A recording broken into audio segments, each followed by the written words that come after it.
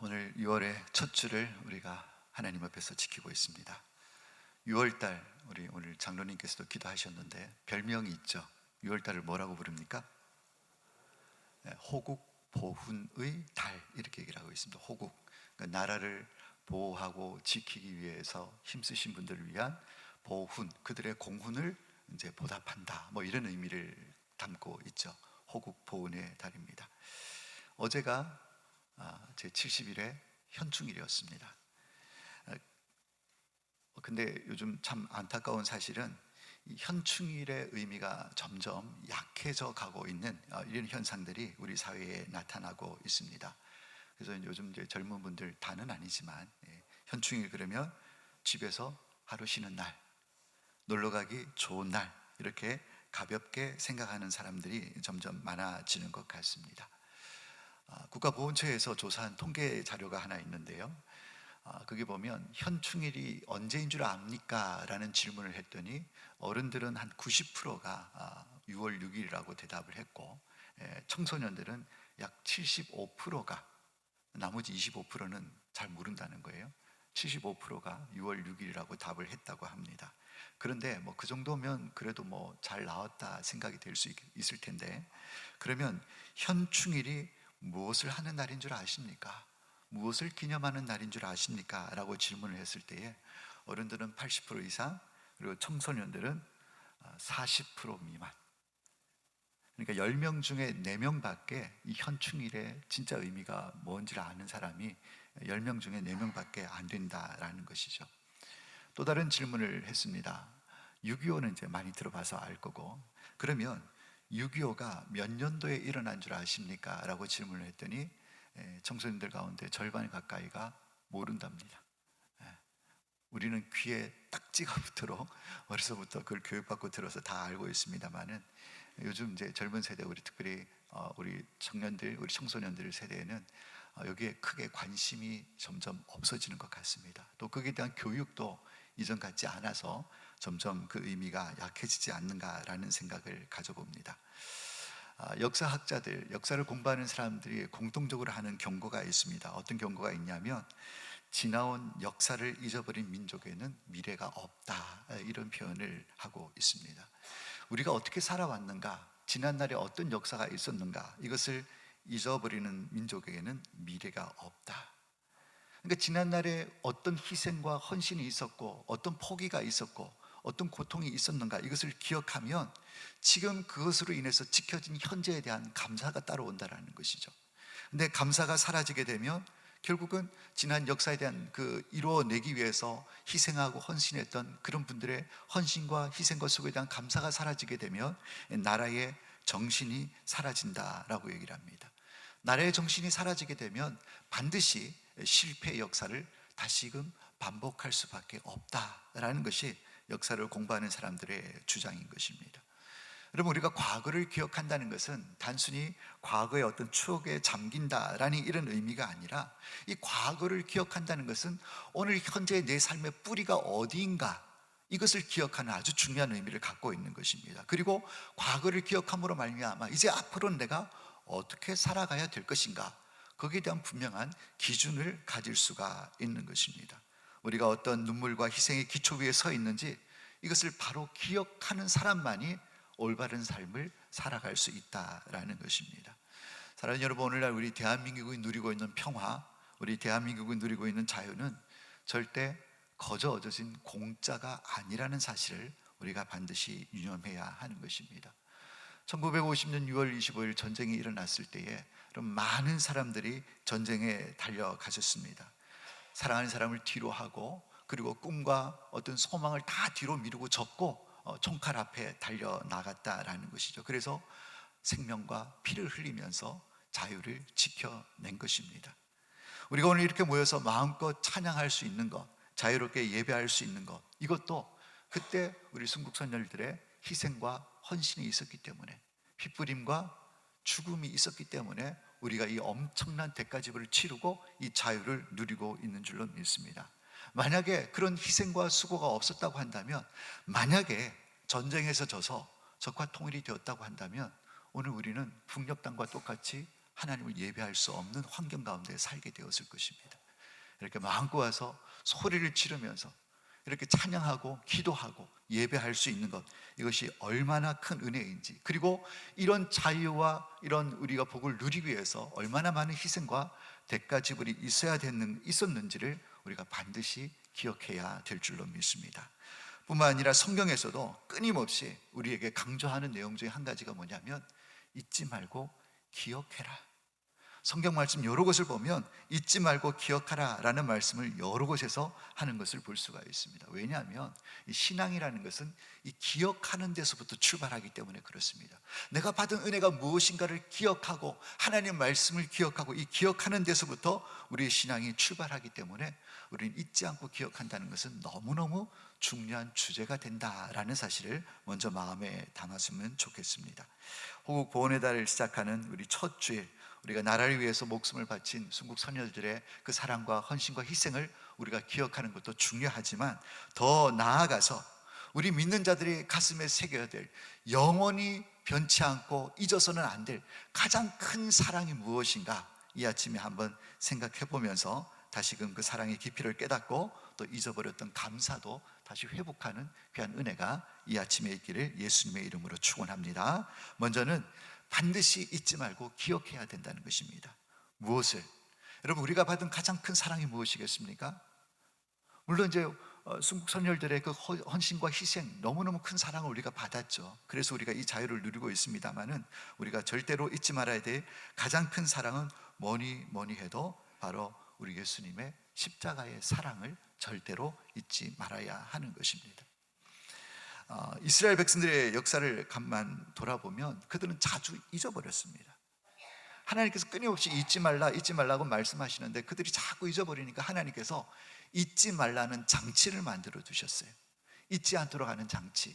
그 장치 중에 한 가지가 뭐냐면 절기입니다. 유명한 절기가 있죠. 이스라엘 3대 절기가 있습니다만 특별히 그 가운데 유월절이라는 절기가 있습니다. 이 유월절 절기는 어떻게 만들어졌습니까? 이제 출애굽하게 될 때, 마지막 10번째 재앙이 임할 때에 이제 양을 잡아서 문방 좌우 문설주에 피를 뿌리고, 그래서 이 하나님의 사자가 그 피를 볼 때 그 집은 넘어가는 이런 역사가 일어나지 않았습니까? 그래서 유월절 절기를 그때부터 지키기 시작했는데, 하나님께서 매년 이 절기를 지키라고 명령을 합니다. 그래서 매년 유월절이 되면 양을 잡고 누룩을 넣지 않는 떡을 구워가지고 같이 먹고 쓴나물을 먹으면서 매년마다 유월절을 지키게 하셨다라는 것이죠. 왜 불편하게 그냥 한 번 하고 끝내면 되지 매년 이 유월절을 지내게 하셨는가라는 것입니다. 거기에는 하나님의 분명한 뜻이 담겨져 있다라는 거예요. 이 유월절을 지키면서 뭘 잊지 말라는 것입니까? 너희들이 과거에 애굽에서 400년 동안 종살이 하였던 종이었다.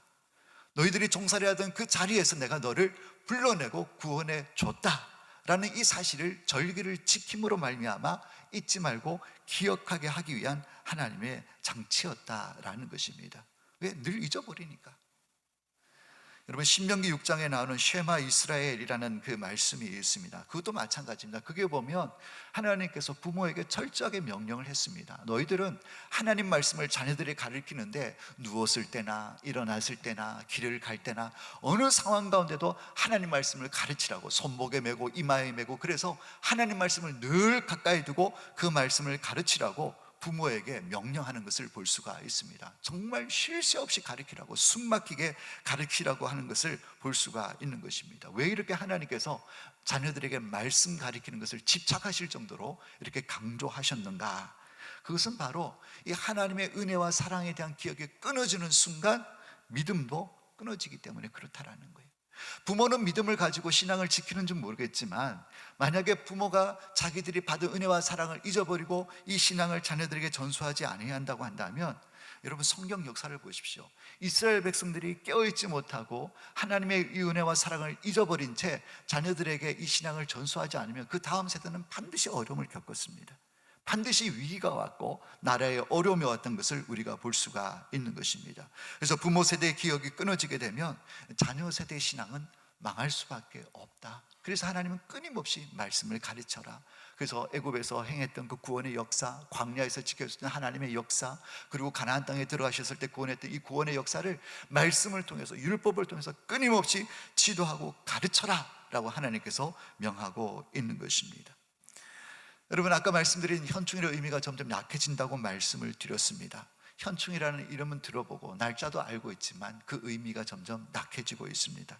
6.25 전쟁이라는 말은 들어왔지만 그것이 과연 내 삶하고 오늘 이 시대를 살아가고 있는 나와는 무슨 상관이 있는가, 크게 관심을 두지 않는 세대 가운데 우리가 살아가고 있습니다. 여러분, 기억이 희미해진다는 얘기는 단순히 지식이 없다, 아니면 과거의 기억이 점점 사라지고 있다, 이 정도 수준으로만 끝나는 것이 절대 아니라는 것이죠.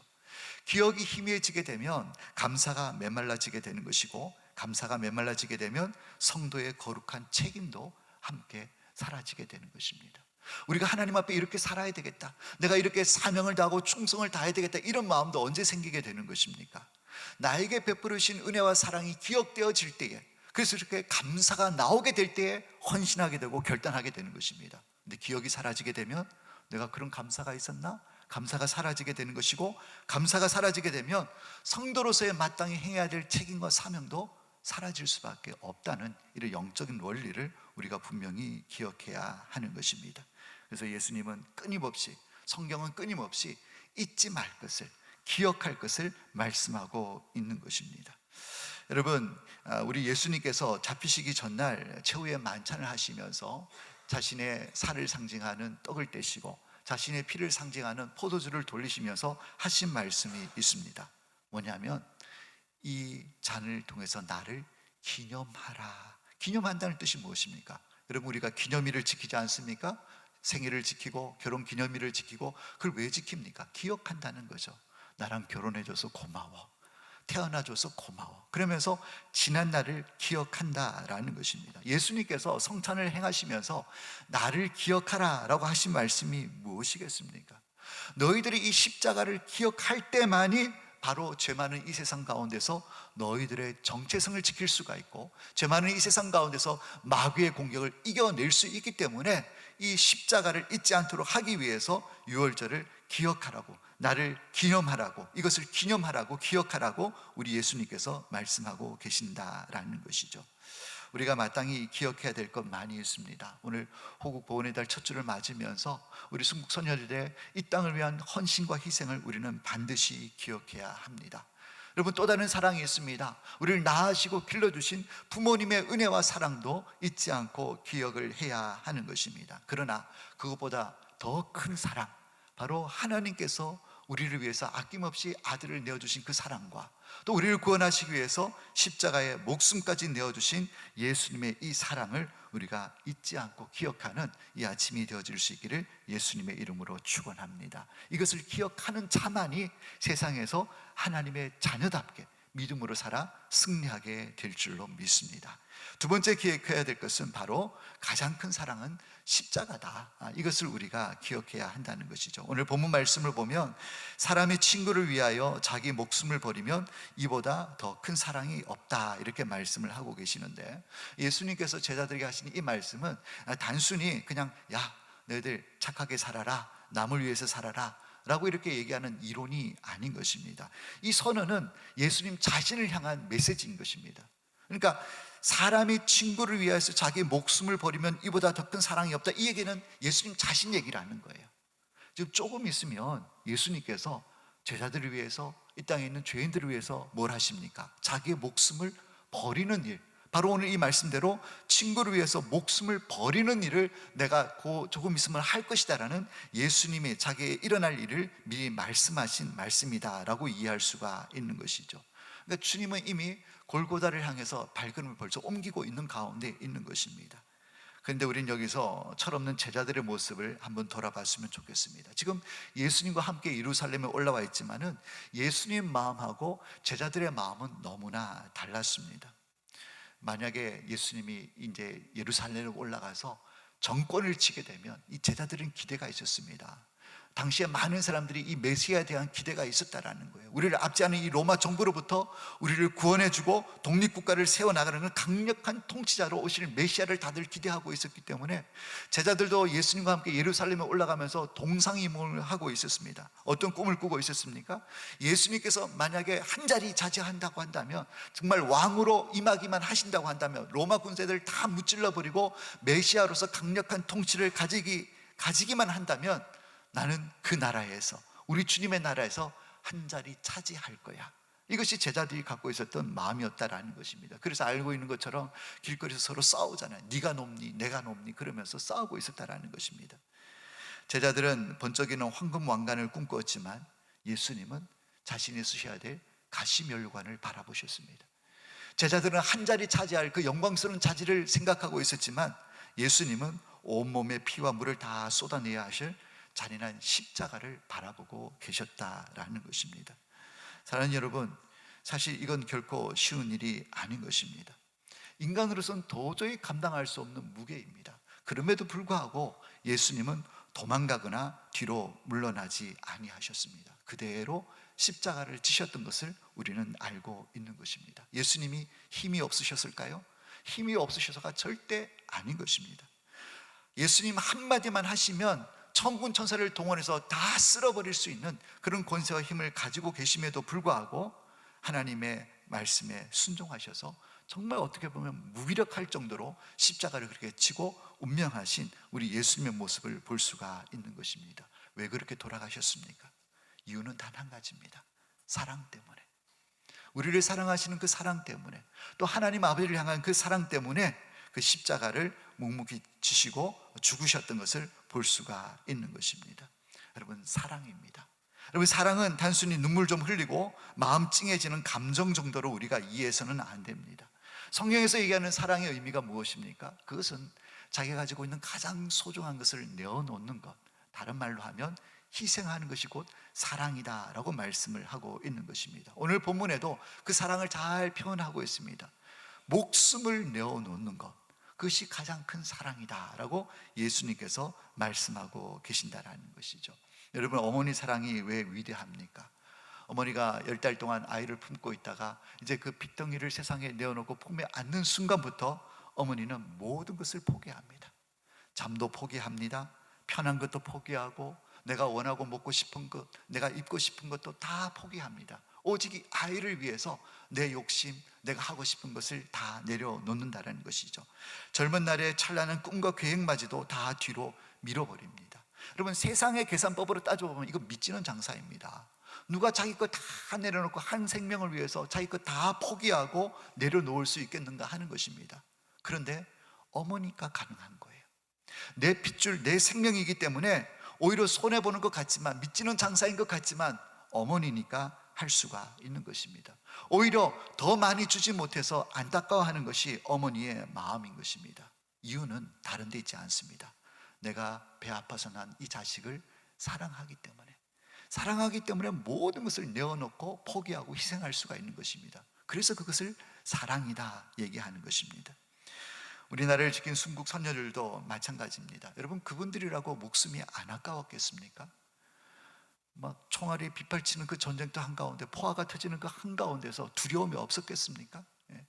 자기도 사랑하는 가족들 품에 안겨서 편하게 쉬고 싶은 마음이 어찌 없었겠습니까? 똑같이 생명에 대한 소중함을 그들도 분명히 가지고 있었을 것입니다. 그러나 자기를 사랑하는, 가족을 사랑하는 이런 마음도 있었지만은, 좀 피하고 싶고 이런 마음도 있었지만, 내 조국과 우리 가족들이 살아갈 이 조국의 자유를 위해서 그것을 사랑하는 마음이 더 컸기 때문에 자기의 생명을 초계와 같이 내던질 수가 있었다라는 것입니다.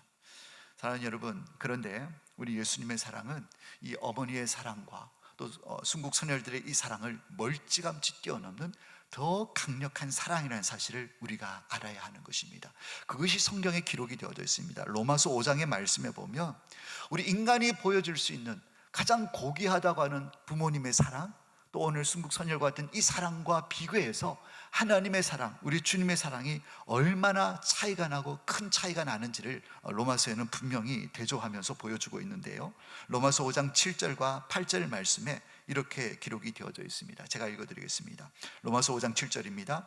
의인을 위하여 죽는 자가 쉽지 않고 선인을 위하여 용감히 죽는 자가 혹 있거니와 우리가 아직 죄인 되었을 때에 그리스도께서 우리를 위하여 죽으심으로 하나님께서 우리에 대한 자기의 사랑을 확증하셨느니라 그랬습니다. 오늘 7절 말씀에 아주 중요한 표현이 있습니다. 의인을 위하여 죽는 자가 쉽지 않고 선인을 위하여 용감히 죽는 자가 혹 있거니와 그랬습니다. 무슨 얘기입니까? 여러분, 이 땅에 있는 사람들이 사랑을 한다, 사랑한다라는 표현을 하지만 그 사랑의 대상들을 잘 살펴보라는 것입니다. 그 사랑의 대상을 가만 살펴보면 그럴 만한 자격이 있는 사람들을 사랑하는 것입니다. 아까 얘기했던 순간 어머니의 사랑 보십시오. 어머니가 왜 생명까지 던져가면서 자식을 사랑합니까? 그럴 만한 자격이 자식에게 있기 때문에 그렇습니다. 그 자격이 뭡니까? 내 생명을 줘서 난 자식이기 때문에 그래요. 자식이라는 자격이 있기 때문에 모든 것을 내어놓고 포기할 수 있는 그런 사랑을 할 수가 있는 것입니다. 여러분, 순국 선열들이 목숨을 그렇게 내어놓을 수 있던 이유가 무엇입니까? 내 가족들이 살아가야 할 그 땅이 자유와 평화가 있는 땅이 되기를 원하는 그 마음이 있었기 때문에, 그래서 목숨을 내 던질 수가 있었다는 것입니다. 그 대상이 그럴 만한 자격과 가치가 있었기 때문에 목숨을 던지고 아낌없이 내어줄 수 있었다는 것입니다. 그런데 반대로 생각해 보시기 바랍니다. 나를 정말 미워하는 사람이 있어요. 철천지 원수가 있습니다. 여러분, 그 사람을 위해서 목숨을 내놓을 수 있겠습니까? 그 사람을 위해서 내 소중한 것을, 시간과 물질을 내어놓을 수가 있겠는가 하는 것입니다. 그래서 오늘 말씀 뭐라고 얘기하고 있습니까? 쉽지 않다라는 거예요. 쉽지 않다라는 거예요. 착한 사람을 위해서 죽는 것도 쉽지 않는데 철천지 원수를 위해서 목숨을 내어놓는 것은 어떻게 보면 불가능한 일과 다름이 없는 것입니다. 그런데 그 일을 누가 하셨습니까? 우리 예수님께서 하셨다는 거예요. 우리는 하나님을 알기 전에, 예수 믿기 전에 하나님과 철천지 원수였습니다. 하나님의 말씀을 거역한 죄인들이었습니다. 도무지 사랑할 수 없는 죄인이었는데, 그런 우리를 위해서, 원수 같은 우리를 위해서, 아무런 가치도 없는 우리를 위해서 하나밖에 없는 독생자 아들을 아낌없이 이 땅에 내어주신 이 사랑을, 우리 인간이 하는 사랑과 어떻게 견줄 수가 있겠는가 하는 것입니다. 자기 생명을 십자가에 내놓기까지, 죽기까지 충성함으로 사랑하신 우리 예수님의 사랑을 어떻게 부모의 사랑과 우리 순국 선열들의 사랑과 비교할 수가 있겠습니까? 물론 그 사랑도 귀한 거죠. 나를 위해서 목숨을 내놓는다, 자식을 위해서 생명을 건다, 귀한 사랑이지만 죄인들을 위해서, 원수를 위해서 내어놓는 이 하나님 아버지의 사랑과는 견질 수가 없다라는 것입니다. 요한복음 3장 16절 말씀에 하나님이 세상을 이처럼 사랑하사 독생자를 주셨으니 라고 말씀하고 있습니다. 그 하나님의 사랑은 말뿐인 사랑이 아니라는 거예요. 독생자들을 아낌없이 이 죄악구덩이를 던져보내신 놀라운 사랑임을 분명히 말씀하고 있다는 것입니다. 그리고 십자가의 죽으심으로 말미암아, 그 십자가로 우리의 모든 죄의 문제를 해결하심으로 말미암아, 자격이 없는 자들을 위해서 사랑을 주심으로 말미암아 그들이 자격 있는 자로 바꿔주신 줄 믿으시길 바랍니다. 전혀 자격이 없었지만 사랑을 주심으로 말미암아 하나님의 자녀라는 사랑받을 만한 자격이 있는 자들로 우리를 삼아 주신 줄로 믿습니다. 여러분, 십자가가 무엇입니까? 그래서 하나님의 공의와 사랑이 마주하는 자리입니다. 우리 하나님의 공의의 하나님이십니다. 이 공의의 하나님은 어떤 하나님이십니까? 죄가 있으면 반드시 벌하시는 하나님이었던 것입니다. 그래서 우리가 이 죄로 말미암아 반드시 심판을 받았고 망하여야 될 수밖에 없는 그런 존재였습니다. 그런데 사랑의 하나님으로서는 이것을 도저히 용납할 수가 없습니다. 당신의 형상과 모양으로 창조한 인간이 결국 죄 때문에 심판받아서 지옥 갈 것을 생각하니 하나님은 너무너무 마음이 아프신 거예요. 공의로서는 심판해야 되는데 사랑으로서는 또 심판할 수 없는 이 하나님의 두 마음이 충돌하는 것입니다. 이걸 어떻게 해결할 수가 있는 것입니까? 그것을 해결할 수 있는 유일한 길, 바로 자기의 독생자 아들을 보내주셔서 그 공의의 대가는 이 아들이 치름으로 말미암아 대신 갚아주시고 사랑으로 우리를 건져주시고 구원해 주신 줄로 믿습니다. 여러분, 순국 선열들의 그 헌신과 이 목숨을 던진 그 사랑으로 말미암아 우리는 이 땅에서 자유를 누리고 살아가고 있습니다. 그러나 하나님 아버지가 보여주신 이 사랑은 이 땅에서 유한한 삶뿐만 아니라 영원한 생명을 주시고 영원한 멸망에서 우리를 구원해 주신 사랑의 증표로 우리에게 나타나 있는 줄로 믿습니다. 우리는 분명히 기억해야 합니다. 우리는 하나님께로부터 놀라운 사랑을 받은 자들입니다. 세상에 어떤 사랑과 견줄 수 없는 가장 큰 사랑을 받은 존재가 바로 저와 여러분인 줄 믿으시길 바랍니다. 그래서 우리가 이 땅을 살아갈 때 때로는 마음이 무너지고 어려운 일을 당하고 고난을 당할 때 이런 마음이 들 때가 있습니다. 야, 내가 돌아가는 형편과 내 처지를 보니까 정말 하나님 나를 사랑하시는 걸까? 정말 나 같은 사람도 사랑하시는 걸까? 라는 이런 의심과 생각이, 질문이 들 때가 있다라는 것이죠. 그때마다 우리가 기억해야 될 것은 십자가를 바라봐야 하는 것입니다. 이런 상황 가운데 있다고 할지라도, 저 바닥까지 내려가서 소망이 없는 나라고 할지라도, 하나님께서는 나를 위해서, 도무지 사랑할 수 없는 나를 위해서 독생자 아들을 아낌없이 내어주셔서 구원해 주셨다라는 사실을 우리가 십자가를 바라볼 때마다 다시금 생각하고 감사할 수 있어야 된다라는 것입니다. 그래서 그런 심령들은 내가 너를 이렇게 사랑한다, 너를 위해서 내가 내 아들까지도 내놨다, 이 하나님의 음성을 듣고 다시금 위로와 새 힘을 얻으시는 그런 은혜가 있으시기를 예수님의 이름으로 축복합니다. 마지막으로 하나 더 생각해 볼 것은, 우리가 정말 그런 놀라운 은혜와 사랑을 받은 자라고 한다면 두 가지를 행해야 합니다.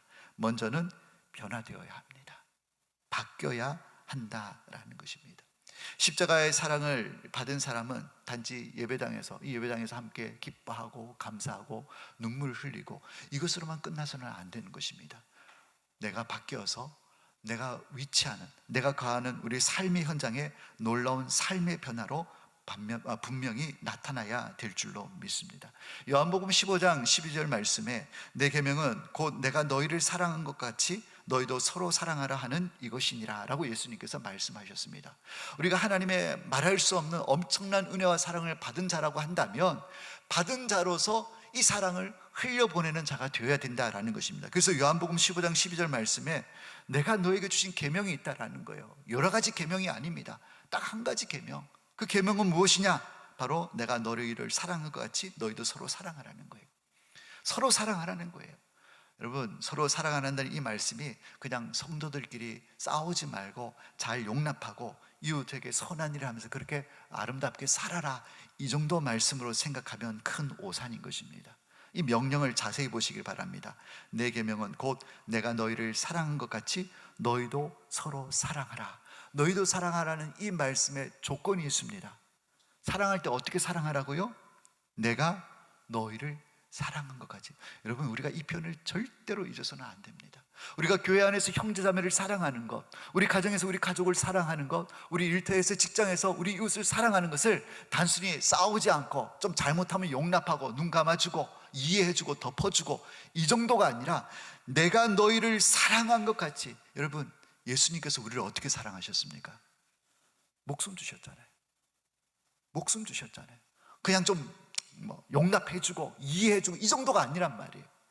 목숨을 줘서 사랑한 것처럼 너희도 그렇게 사랑하라는 것입니다. 여러분, 이 사랑이 보통 사랑인 것입니까? 엄청난 사랑인 것입니다. 내가 그렇게 사랑한 것이 너희도 그렇게 사랑하라는 거예요. 그러니까 조건 없이 품어주고, 사실 목숨 다해서 사랑하는 건 쉽지 않잖아요. 어떻게 보면 불가능할지도 모르겠어요.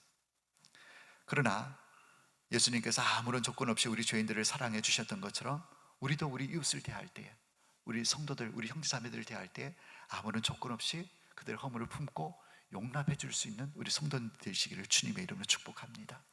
하나님 아버지께서 오래 참아주셨습니다.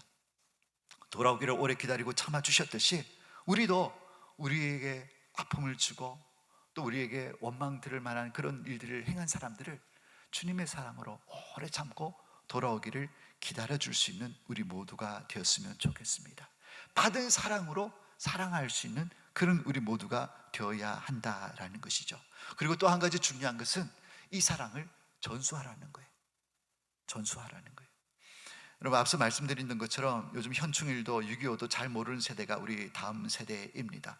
사실 이것은 우리 가정의 오늘날 교회의 영적인 모습이기도 한다라는 것이죠. 여러분, 기억하지 못한다는 것은 아까도 말씀드린 것처럼 감사가 사라지게 되는 것이고, 감사가 사라지게 되면 의무와 책임도 결국은 사라지게 되는 것입니다. 여러분, 우리가 이 교육이 이루어지지 아니하면 지금 누리고 있는 것을 마땅한 것으로 여기게 되는 것입니다. 이게 당연한 거 아니야? 근데 교육이 이루어지면 이게 결코 당연한 게 아니구나. 분명히 대가 지불이 있었고 희생이 있었기 때문에 우리가 이런 은혜와 복을 누리고 있는구나 라는 것을 깨닫게 된다라는 것이죠.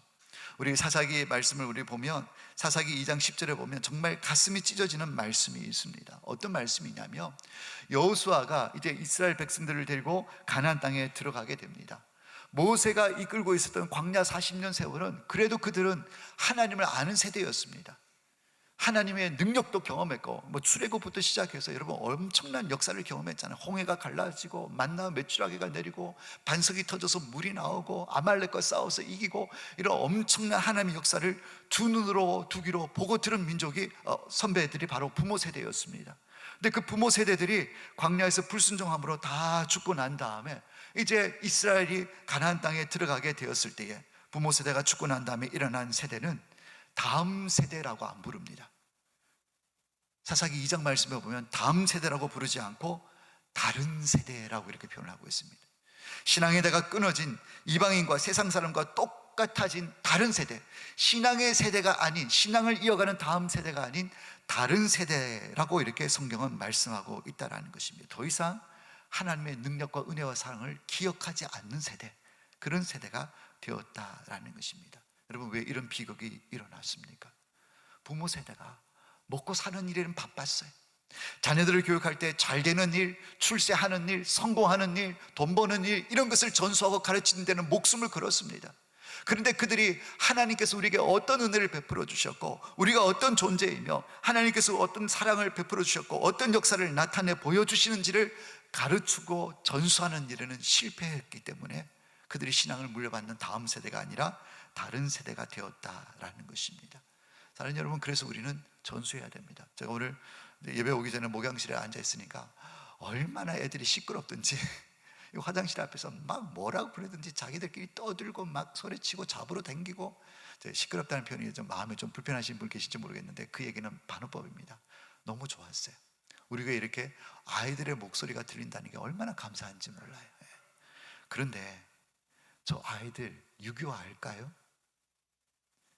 현충일의 정확한 의미를 알고 있을까요? 뭐 우리는 신앙하고 상관없다라고 생각하시면 안 됩니다. 가르쳐야 돼요. 물어보십시오. 오늘 집에 가서 그 아이들을 데리고 있는 가정의 부모님들, 유교가 뭔지, 현충일이 뭔지 알고 있는지 한번 물어보십시오. 정확하게 알고 있다면 그 아이는 축복받은 아이입니다. 기억한다는 거거든요. 기억한다는 거거든요. 호국의 달 이 첫 주를 맞아서 우리는 이 역사를 기억해야 합니다. 역사를 기억해서 그 뼈아픈 실패와 순환의 역사가 반복되어지지 않도록, 그리고 지금 누리고 있는 이 자유와 평화가 얼마나 소중한 것인지, 얼마나 큰 대가지불을 치르고 이룬 것인가를 우리 자녀들에게 전수해 줘야 되는 것입니다. 그래서 우리 세대에 다시 한 번 더 유교와 같은 그런 동족 상잔의 비극이라든지 그런 아픔들이 반복되어지지 않도록 해야 하는 것입니다. 더 나아가서는 바로 내가 받고 누리고 있는 하나님 아버지의 사랑을 우리 자녀들에게 전수해 주어야 하는 것입니다. 네가 얼마나 큰 사랑을 받고 있는지, 네가 얼마나 큰 사랑을 받았는지, 세상에서 주는 건 자격이 되어서 조건이 있어서 받는 사랑이 아니라 받을 수 없음에도 불구하고 받은 사랑을 네가 지금 받고 있다는 사실을 우리 자녀들에게 분명히 알려줄 수 있어야 하는 것입니다. 이것이 바로 하나님의 큰 사랑을 받은 자들의 마땅한 책임이고 사명임을 우리가 깨달아 알아야 하는 것입니다. 6월은 은혜를 되새기는 기억의 달인 것입니다. 우리가 받은 정말 순국연살들의 그 은혜와 사랑을 우리가 기억하고 또 우리 부모님의 사랑도 기억해야 되겠죠. 그러나 오늘 우리가 하나님께서 베풀어 주신 정말 조건도 없고 자격도 안 되는 자들에게 부어주신 이 큰 은혜와 사랑을 다시 한 번 더 기억하고 이 사랑을 우리 자녀들에게 잘 전수함으로 말미암아 우리 다음 세대가 우리와 똑같은 신앙을 물려받아서 또 하나님께 주신 은혜와 복을 우리와 똑같이 받아 더 풍성하게 누리는 다음 세대로 세워나가는 일에 우리 부모 세대가 더 힘을 쏟고 기도하실 수 있는 그런 은혜가 있으시기를 예수님의 이름으로 축원합니다. 특별히 나라를 위해서 많이 기도해 주시기를 바랍니다. 이번 6.3 지방선거 후에 지금 후폭풍이 큽니다. 많은 분들이 모이고 있고 소리를 내고 있습니다. 또 정치 얘기하신다고 하실 분이 계실지 모르겠지만 여러분, 정치 얘기가 아니라 하나님 나라를 얘기하고 있는 것입니다. 여러분, 하나님 나라가 교회 안에만 하나님 나라가 아닙니다. 정치도 하나님이 통치하는 영역입니다. 국방, 외교, 안보, 문화 모든 영역이 하나님 나라입니다. 거기에 공의와 정의가 바로 서야 하는 것입니다. 이를 위해서 기도하시고 힘을 내시고 소리를 낼 때는 소리를 내야 하는 것입니다. 그래서 자유 대한민국을 우리 다음 세대에 물려줘야 하는 것입니다. 법치가 무너지고 질서가 깨어진 무질서한 나라가 아니라, 공산국가가, 사회주의가 지배하는 나라가 아니라 자유민주주의를 우리 자녀들에게 물려줘야 하는 것입니다. 그래서 이 아침에 우리가 이렇게 마음껏 소리 높여서 하나님의 이름을 부르고 찬양하고 예배할 수 있는 이 신앙의 자유를 우리 다음 세대가 누릴 수 있도록 이를 위해서 기도하시고, 아름다운 그리고 귀한 이 생명의 역사와 기억들을 우리 다음 세대로 잘 전수하시는 우리 모든 성도님들이 다 되시기를 예수님의 이름으로 축원합니다. 기도하겠습니다. 하나님 아버지, 은혜와